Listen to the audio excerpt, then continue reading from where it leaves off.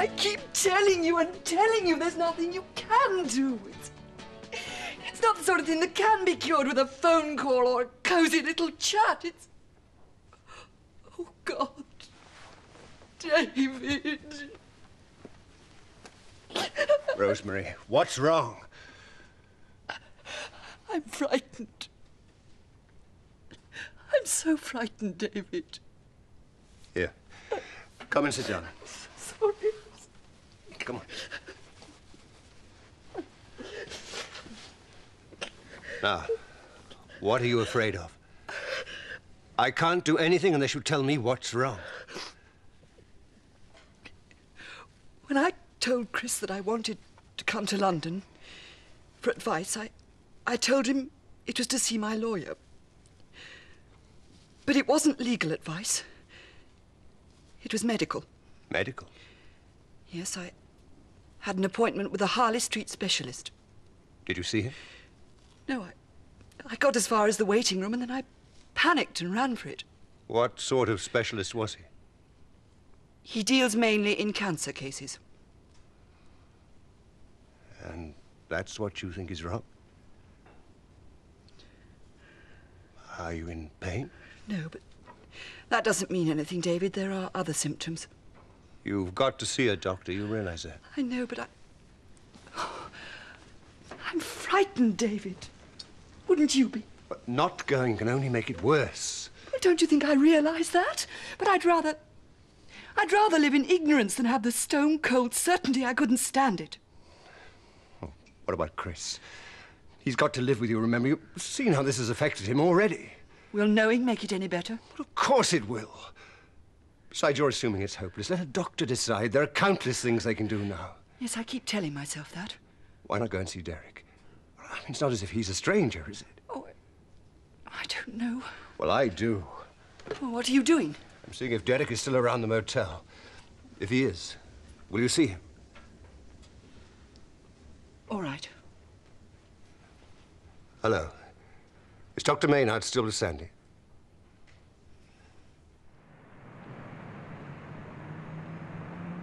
Look, what I want is moons more than... All right, all right. Push the skin back a bit. Is that all right? I'm not hurting you. No, that's all right.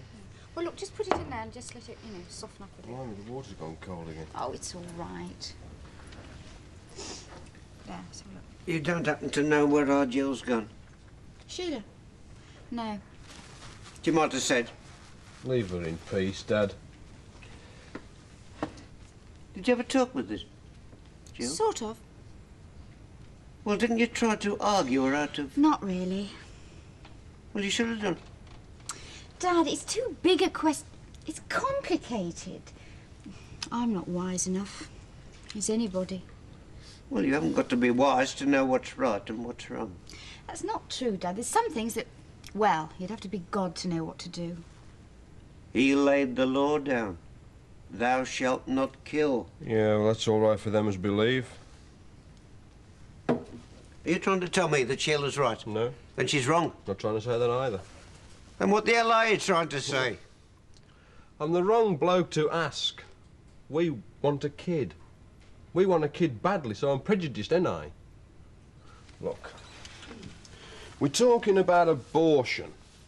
Now, the law says that it isn't murder up to a certain stage of development. Now, I don't know. I mean, I ain't a doctor. I ain't a vicar. Even they disagree among themselves. But what I do know is that our Sheila doesn't think it's wrong. And me, I'm like Jill. I ain't wise enough to tell her different. I disagree with her, but I can't tell her I'm right. Well, I can. And I will. Never mind your arguments and all your clever blokes in government. What do they know? It's all in their heads. But it's feelings, lad. Feelings.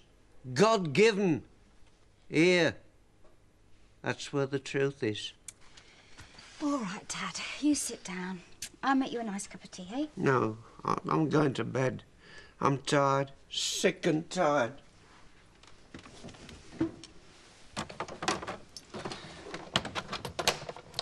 Now then, I've got some tablets. I want you to take them, sleep, and don't take any alcohol with them. All right. Well, Derek, what do you think? I think you'll need to rest and stop worrying about it. Now, first thing in the morning, I'll make an appointment for you to be thoroughly examined. In the meantime, try and relax, all right? I'll try. Rosemary, I know what you're going through, but you were right to see me. If more people could overcome their initial fear and see their doctors, we could do so much more. It wasn't my idea. David persuaded me. Well, the wheels are in motion. That's the important thing. Now, phone my surgery tomorrow morning. I'll give you the time of the appointment, all right? All right. Thanks, Dick. Have you finished? Yes. I'll see you on. Thanks. Well, good night, Rosemary, and try and relax. I'll try.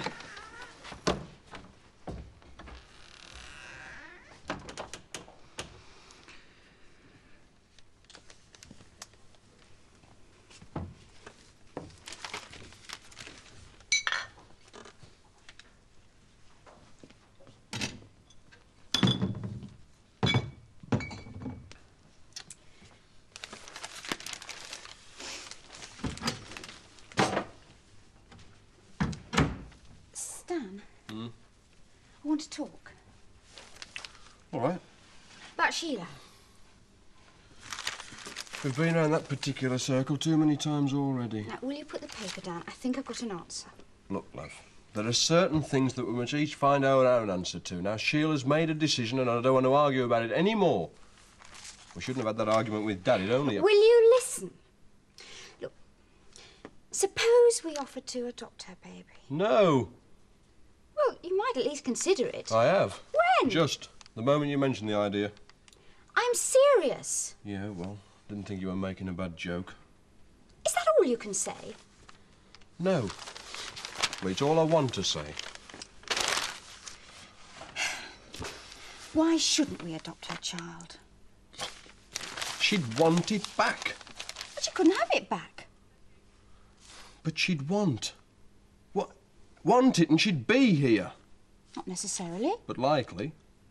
And even if she was in Timbuktu, she'd still want. And she'd know where to come. And she'd come. But she'd have to be told. Would you? Well, I'd agree to it. Yeah.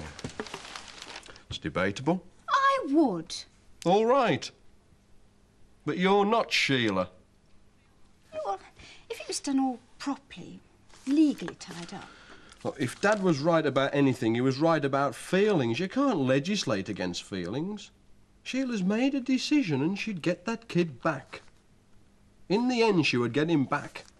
No, she couldn't. What if she asked? Pleaded? Well, I'd tell her no. Would you? Well, I think so. That's the first doubt. And after the first doubt, you're lost. Even if you were tough, which you're not, and even if you weren't compassionate, which you are, she would still get that kid back. Sheila would still get that kid back because she'd be here fussing over it, watching how we brought it up, how we clothed it, how we talked to it, how we fed it. This'd be wrong, that'd be wrong, and something else would be cruel. She'd indulge the kid and the kid would love it. Auntie Sheila's nice. Auntie Sheila's kind. Auntie Sheila knows best. And then there'd be the natural pull. So, Jill, just forget it.